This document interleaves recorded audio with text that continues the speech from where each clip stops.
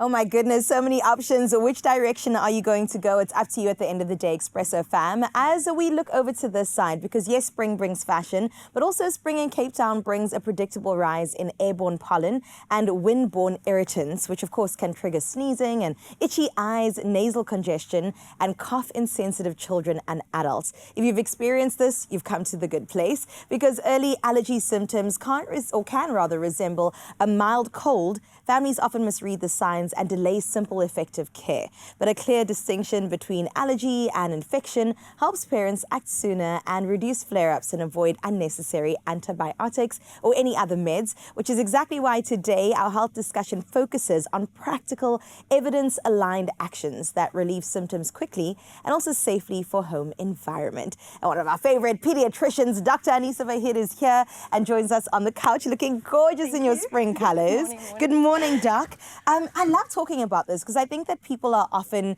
either misdiagnosed or just going the wrong direction when it comes to figuring out what's wrong with them, right? There's a difference between spring allergic rhinitis and a common cold in both children and adults. Can you maybe distinguish those? Yeah, so we're going through that kind of crazy end of flu season, common cold, it's still going around. And I think when we're looking at the two, common cold is normally a viral infection, and an allergic reaction is normally caused by, there's a specific trigger, whether it's grass or dust or cat dander, and then you have an immune response. So your body fights it off and says, I don't like it. So if we're looking at the two, common cold generally is normally associated with other symptoms like fevers, body aches, is a bit more contagious as well, and normally takes a few days to get away. Your allergic response, that kind of goes up and down, but you can't really spread it to other ones. And generally, I normally say, especially with an allergic reaction, you normally get a bit more itchiness. So that's generally the big kind of two things. If it itches, chances are it's more allergic reaction. An allergic reaction. That's a good note to take from there as well. In Cape Town, it's a rough out here. It's beautiful, yes, for one. We'll give it that. But also the triggers are so crazy, from pollen, wind, dust. You also mentioned, cat dander, that could be anywhere. How should families limit exposure to high pollen situations? Like, how can we actually go about navigating the fun of spring, but taking care of ourselves? So we all want to go out and be out in that air. We're tired of being inside. And I think the big thing is that those windy days are actually bringing out that pollen. So the pollen count is normally the big thing that's going to be triggering us. So we're going to try and consider, when are we going to bring the risk down? So if we look at it, highest pollen count is normally mid-morning and early evening. So try and kind of avoid going out at those times. Rather go out during the middle of the day, early evening, and kind of try and figure it out at that stage. Other big thing is when you're going out, maybe try and just close the car windows.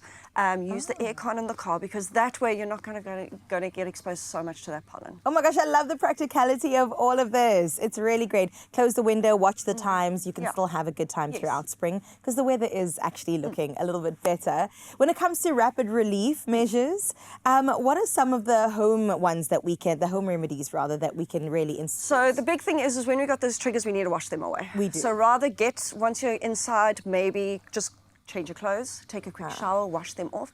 But the big thing is irrigation. So if you're getting allergic conjunctivitis, wash out those eyes. Maybe use a cold compress, a cold face cloth, just to kind of cool those eyes down, because they're going to be very itchy. Otherwise, use a saline irrigation, so flush out that nose, wash that gunks out. Irrigation is so funny to me. So there's a lot of fun TikTok videos and YouTube videos of watching little kids 6 months old. You're just irrigating that nose, and it's rapid relief. Oh my goodness. So you're essentially squirting through the one, it's coming out the other.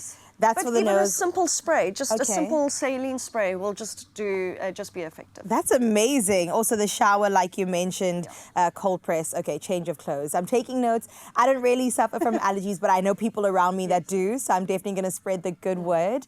When it comes to warning signs that something more serious is actually at play, what are some of those that we can actually look out for to protect ourselves? So we're big worried about our evolving asthmatics and whether they're getting kind of secondary infections. So asthmatics are the ones that tend to start becoming like a chronic cough. If you've got that persistent snotty nose, persistent cough, it's starting to disturb your sleep or your daily activities.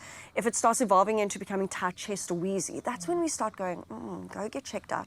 Especially if there's shortness of breath, you're not able to do your activities, you're not sleeping at night, or even if you're evolving into getting a fever, go get checked out as soon as possible to make sure we're not dealing with something like that. And just a quick note, can you go to your local pharmacy, or must you go straight to the doctor? Are you to going to your GP? Well, I mean, at the stage of, especially when you're dealing with allergies, start off with your pharmacy and kind of see what they're suggesting from over-the-counter measures.